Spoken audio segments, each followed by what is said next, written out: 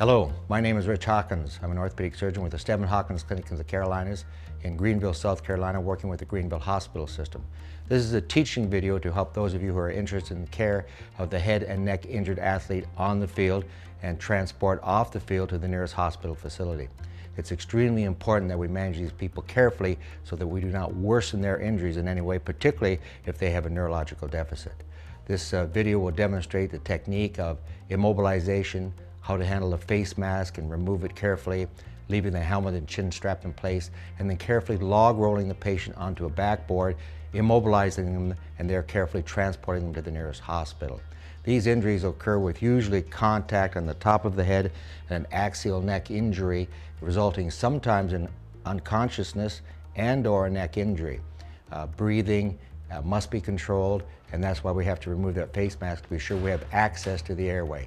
And then immobilization of the neck if it is a neck injury so that the injury is not worsened any further.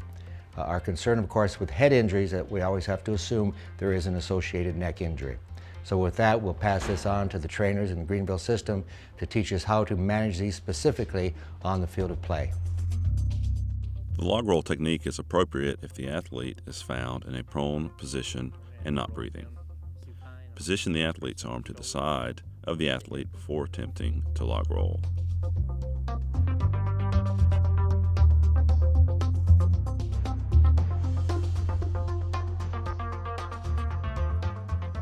The first medical personnel on the scene is the leader. This person should issue all commands. Can you hear me? You okay? No. There's no response. I want you to go get me some help. Call 911. The leader should take control of the injured person's head. The leader holds the head with both hands, stabilizing it by holding firmly and allowing no motion. We're going to have to roll him supine. I'm going to need one person at the shoulders, one at the hips, and one at the feet. Direct all rescuers to reach across the injured person and grab a hold of the upper arm and shoulder, the pelvis, and the legs. Make sure to grab the body part and not pull on the article of clothing. Roll the injured person towards you upon the leader's call. Roll on 3. 1, 2, 3. Roll the person down on the leader's call. Down on 3. 1, 2, 3.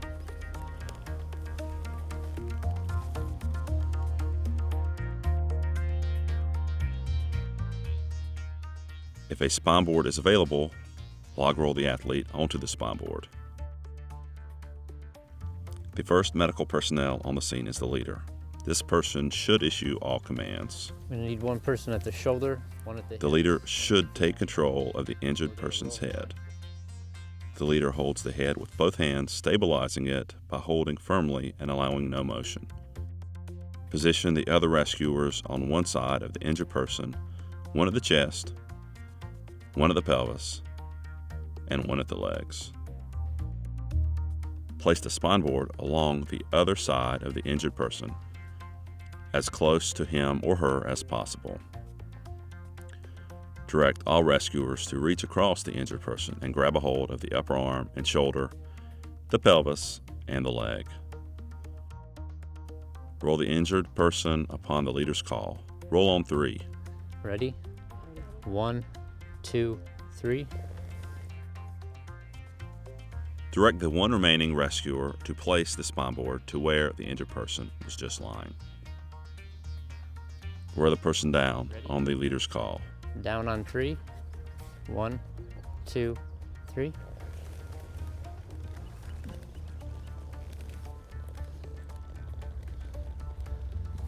Okay, slide down on 3. Justin, come over here. Kelly, come over here. Koya, slide down. Slide down on 3. 1, 2, 3. Slide up on 3. 1, 2, 3.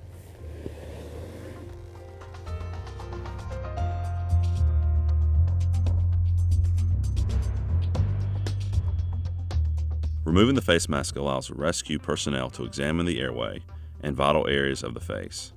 It also allows them to administer pre-hospital care without removing the helmet. The face mask should be removed in a timely manner without moving the head or neck. Pruners, FM extractors, PVC pipe cutters, trainers, angels, and screwdrivers can be used to remove the face mask, although screwdrivers can be unreliable due to rusty T-bolts and screws. If needed, a bag mask valve can be inserted under the face mask to provide ventilation while the face mask is being removed. If a physician or EMS personnel is available, a more definitive airway can be secured if such intervention is necessary. If the situation is not as urgent, a cervical collar can be placed on the athlete, who then is placed on a rigid spine board to ensure mobilization of all segmental levels. This should only occur with athletes who are not wearing helmets and shoulder pads. Once the face mask has been removed, the athlete must be prepared for transport. Any injured athlete who may have a cervical spine injury should be immobilized on a full body splint. Techniques for spinal immobilization and the determination of whether inline stabilization is required for transport should be left to local protocols or the clinical judgment and training of the individuals who are on site. Positioning the head into a spine neutral position should be assessed on an individual basis. The equipment used in splinting athletes with head and neck injuries will depend on the appliances available, as well as the training and knowledge of EMS personnel. Typical equipment used includes the vacuum mattress and the rigid spine board.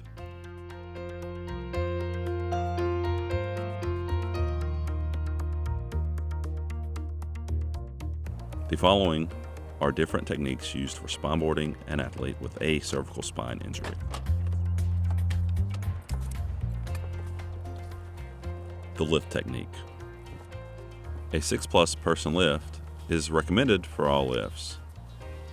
There should be enough ATCs, MDs, and EMS personnel to effectively administer the 6+ person lift. You may need a 10+ person lift for heavier individuals. You can also use a 4+ person lift for smaller athletes. Lifting with fewer than 4 people is not recommended.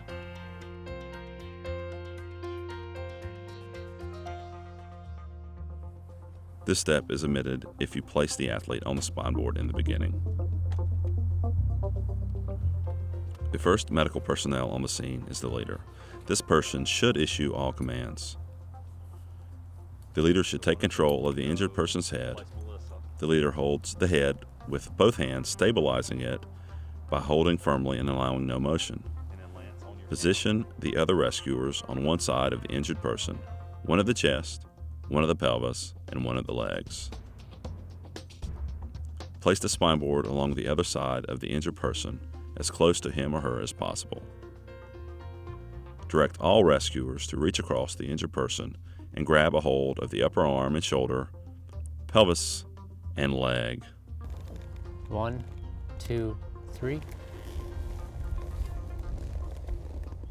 And down on 1, 2, 3. Once the athlete is on the spine board, you can prepare the chest for early defibrillation if needed. With the helmet and shoulder pads in place, towels or other padding are sufficient to fill the voids.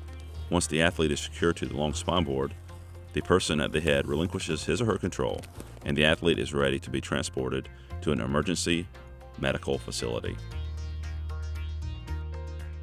Neither the football pads nor football helmet should be removed before transportation unless the football helmet does not fit snugly. A properly fitted football helmet holds the head in a position of neutral spine alignment when the athlete is wearing shoulder pads. Athletes who are vomiting or bleeding from the oral cavity must be kept in prone or placed on their sides to prevent aspirations of blood or vomit into the airway. This can be performed after the athlete is mobilized. Guidelines for helmet removal. Face mask cannot be removed to gain access to the airway. Airway cannot be controlled or ventilation cannot be provided. Immobilization of the helmet does not immobilize the head. Helmet prevents immobilization for transport, such as a bicycle helmet. If the helmet is removed, spinal mobilization and alignment must be maintained because any additional motion could cause further damage to the athlete with a cervical spine injury. Helmet removal should never be attempted without thorough communication among all parties involved. Any athlete suspected of having a spine injury is to be transported by trained professionals in an ambulance. Transportation in a private vehicle is never to be attempted. In certain settings, air transportation may be preferred to ground transportation. A trauma center should be the first choice destination for spine-injured athletes. MDs, ATCs, and EMS personnel should be familiar with local trauma networks and protocols. In remote areas where it's quite a distance to a trauma center, the physician may choose to accompany the athlete to the hospital and participate in the treatment. When possible, the ATC should also accompany the athlete and assist in the removal of protective athletic equipment. Hopefully this video has been helpful for you in the management of the head and neck injured patient on the field of play.